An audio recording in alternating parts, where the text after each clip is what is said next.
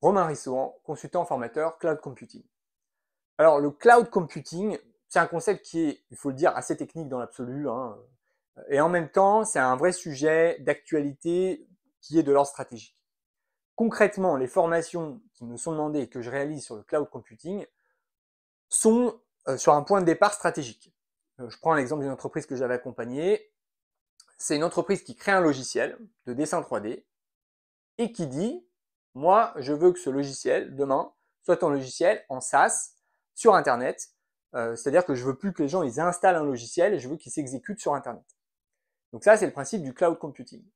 Donc, première chose, la stratégie, c'est-à-dire comment je vais créer un applicatif de cloud computing ou comment je vais intégrer les applicatifs de cloud computing dans mon écosystème d'entreprise.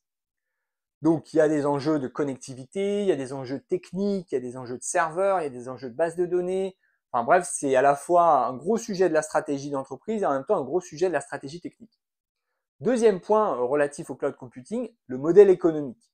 J'ai écrit un article sur Internet que vous pouvez retrouver qui s'appelle le SaaS Futura. Le SaaS, S-A-A-S. Pourquoi le SaaS Futura? C'est le nom de l'article. Eh bien, en fait, relativement à ces choix stratégiques, il y a des choix économiques.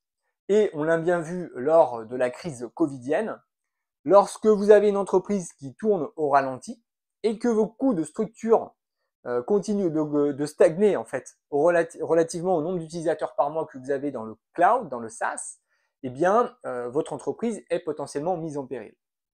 En d'autres termes, donc le deuxième point qui est bien mis en exergue dans ces formations de cloud computing, c'est la faisabilité, la tenabilité économique des modèles SaaS, des modèles cloud. Voilà. Bon, voilà, associé à ça, on va généralement étudier évidemment des outils concrets, opérationnels, par exemple Google Sheet, par exemple Excel 365, par exemple ChatGPT, enfin bref, tout un tas d'outils qui sont purement cloud et on va exposer leurs avantages et leurs limites, non pas au rapport de leurs usages, puisque il y en a des milliers des outils en cloud, mais relativement aux exigences techniques et technologiques qui nous imposent dans notre organisation et dans notre travail.